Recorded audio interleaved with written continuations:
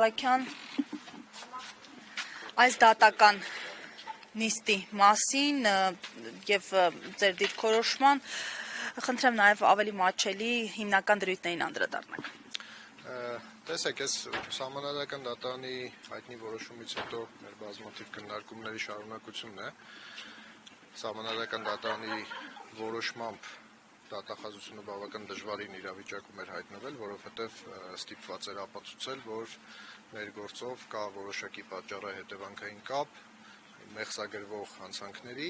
որոնք դեռևս քննության փուլում են, եւ ձեռք բերված գույքի միջև։ Այդպիսի կապ բնականաբար երբևէ դատախազությունը չի հիմնավորել եւ չէր կարող հիմնավորել, որովհետեւ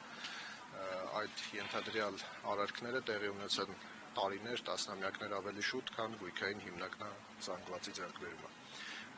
Եվ Սահմանադրական դատարանի որոշման պատճառով փաստորեն դատախազությունը ստիպված եղավ լրացնել իր հայցի հիմքերը եւ առարկան, եւ հիմա արդեն փորձում է նաեւ կոռուպցիայի դեմ պայքարի նպատակով հիմնավորել իր հայցը, ասելով, որ Ռուբեն Հայրապետյանը նաեւ որոշակի շրջանում եղել է Ավանի թաղապետ։ Իսկ նպատակի փոփոխություն։ Այո, նպատակի փոփոխություն եւ այդ դիրքորոշումը հիմնավորելու համար վկայակոչում են Սահմանադրական դատարանի որոշումից մի հատված, որտեղ Սահմանադրական դատարանը ընդհանրապես ասում է, որ օրենքը ունի այս երկու նպատակները՝ կոռուպցիայի դեմ պայքար եւ հանցավորության դեմ պայքար, այդ նպատակները կարող են ինչպես առանձին հանդես գալ, այնպես էլ միասին հանդես գալ։ Ընդհանրապես այս կան, այսինքն ընդհանրապես Սահմանադրական դատարանը քննարկում է օրենքի նպատակները, բայց որևէ քննարկում չի եղել եւ որևէ խոսք չկա թույլատրելու մասին դատավարության կեսից մի նպատակից մյուսին անցումը։ Այս անցումը մեր համոզմամբ թույլատրելի չէ, որովհետև այս տարբեր նպատակները ենթադրում են տարբեր ընթացակարգեր, տարբեր փաստեր, որոնք պետք է ապացուցվեն դատավարության ընթացքում եւ բոլորովին տարբեր քննության շրջանակ։ Պարոն Դալաքյան, $500,000 հետ կապված այս մասն էլ էլի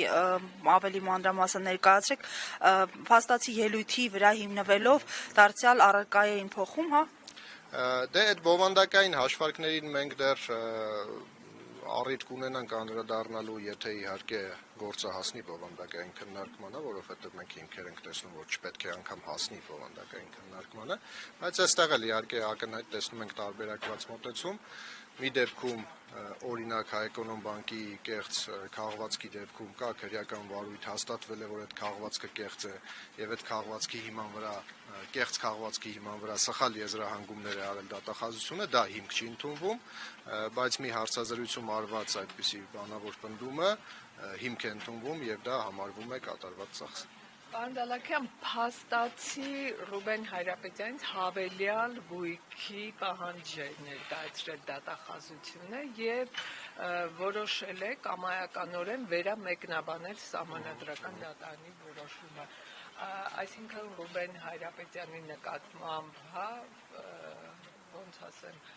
խտանում են ավելի Ռուբեն Հայրապետյանի նկատմամբ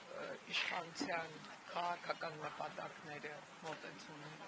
Այստեղ անգամ այդ գույքային ավելացումները կամ որոշ դեպքերում կան նաև պակասեցումներ, այսինքն հաշվարկային տարբերություններն էլ էական չեն, այստեղ էականը այն է, որ դատախազությունը ամեն գնով փորձում է այս գործը պահել, չավարտել, որովհետև մենք Սահմանադրական դատարանի որոշումից հետո ամիսներ շարունակ պնդում ենք, որ այս գործը պետք է ավարտվի, որովհետև հայցը ակնհայտ անհիմն է ներկայացված հայցի շրջանակներում, դրա հիմքերի շրջանակներում եւ ամիսներ շարունակ դատախազությունը որևէ դիրքորոշում չէր հայտնում։ Հիմա փորձում են, ինչպես այո նշեցիք, Սահմանադրական դատարանի որոշման կամայական մեկնաբանության միջոցով Սահմանադրական դատարանին վերագրելով մի բան, որը դատարանը չի ասել, փորձում են շարունակել այս հայցի քննությունը արդեն թարմացված խմբագրությամբ։ Պարոն Դալաքյան, մի ճշգրտում էլ, չգիտեմ, այս գործին իհարկե չի առնչվում, ամեն դեպքում համատեքստում տեղեկացանք վերջերս, որ Աննա Վարդապետյանը կառավարության նիստում հայտարարել էր ուսումնասիրության հետ կապված Սևան ազգային պարկի հարսնաքար ՍՊ-ի դեմ ինչ-որ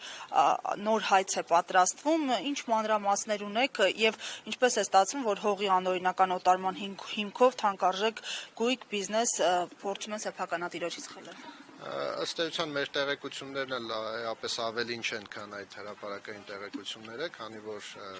մեր տեղեկություններով հայց այո արդեն իսկ ներկայացվել է, բայց